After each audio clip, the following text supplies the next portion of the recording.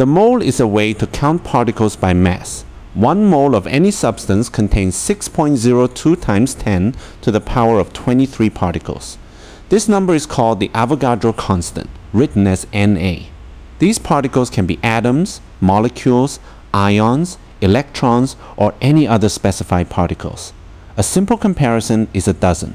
1 dozen always means 12. In the same way, 1 mole always means 6.02 times 10 to the power of 23 particles. Carbon-12 is used as an important reference.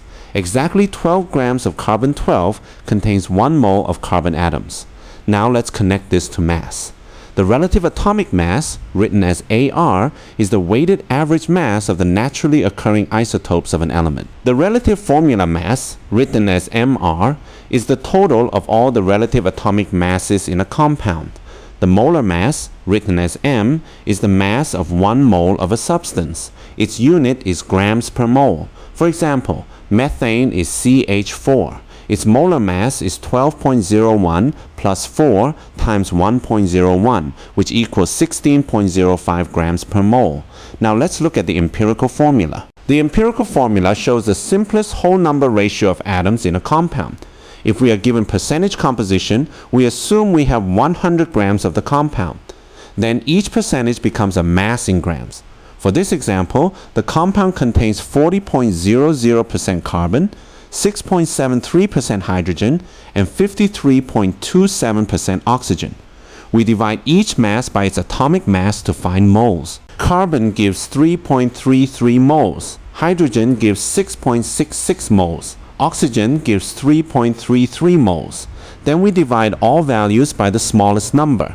The ratio becomes 1 to 2 to 1. So the empirical formula is CH2O. Now let's look at the molecular formula. The molecular formula shows the actual number of each type of atom in a molecule.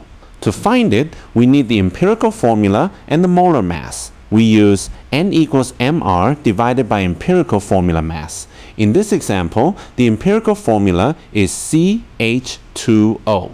The empirical formula mass is 30. The molar mass is 60. So 60 divided by 30 equals 2. That means the molecular formula is double the empirical formula. So CH2O becomes C2H4O2. The key idea is this. The mole connects mass to the number of particles, and formula calculations use mole ratios to find empirical and molecular formulas. The empirical formula of magnesium oxide can be found by experiment. A small coil of magnesium ribbon is placed inside a pre-weighed crucible with a lid. The crucible, lid, and magnesium are weighed before heating. The crucible is then heated strongly using a Bunsen burner. As the magnesium burns, it reacts with oxygen from the air to form magnesium oxide. The lid is lifted slightly during heating to allow more oxygen to enter. But it is not left fully open because some product could escape. After the reaction is complete, the crucible, lid, and contents are cooled and weighed again. Now we can use the mass data. The mass of the crucible and lid is 30.911 grams. The mass of the crucible, lid, and magnesium is 31.037 grams. So the mass of magnesium is 31.037 minus 30.911, which equals 0.126 grams. The mass of the crucible, lid, and magnesium oxide is 31.106 grams. So the mass of magnesium oxide is 31.106 minus 30.911, which equals 0.195 grams. To find the mass of oxygen, subtract the mass of magnesium from the mass of magnesium oxide. 0.195 minus 0.126 equals 0.069 grams of oxygen. Next, convert the masses into moles.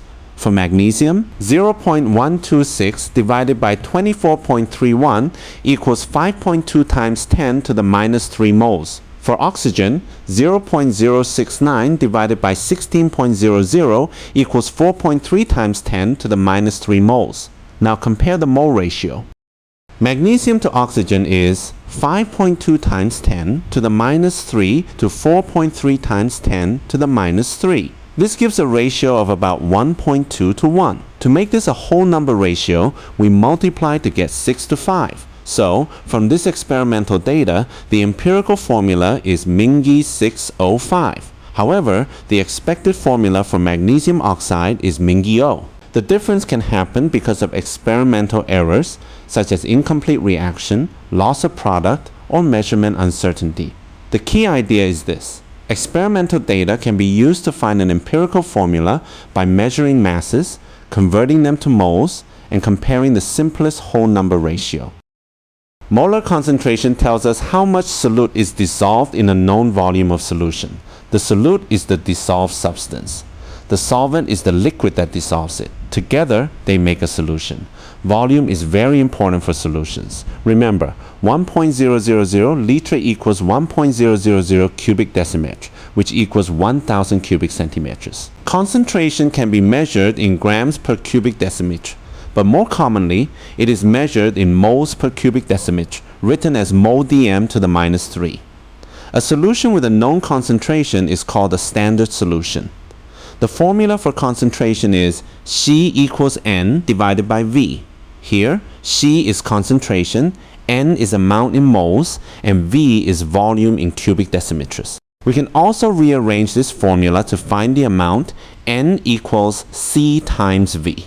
For example, to prepare a 1.00 moles dm to the minus 3 solution of sodium hydroxide, dissolve 1 mole or 40.0 grams of solid sodium hydroxide in distilled water. Then add more distilled water until the total volume is exactly 1.00 decimeters cubed. Concentration is often written using square brackets, so NaOH aqueous in square brackets equals 1.00 moles dm to the minus 3. Now, if we take a 25.0 cubic centimeter sample of this solution, we need to convert the volume into cubic decimeters. 25.0 cubic centimeters divided by 1,000 equals 0.0250 decimeters cubed. Then we use N equals C times V. So 1.00 times 25.0 divided by 1,000 equals 2.50 times 10 to the minus 2 moles of NaOH. The key idea is simple. Concentration connects moles and volume, so if we know two values, we can calculate the third.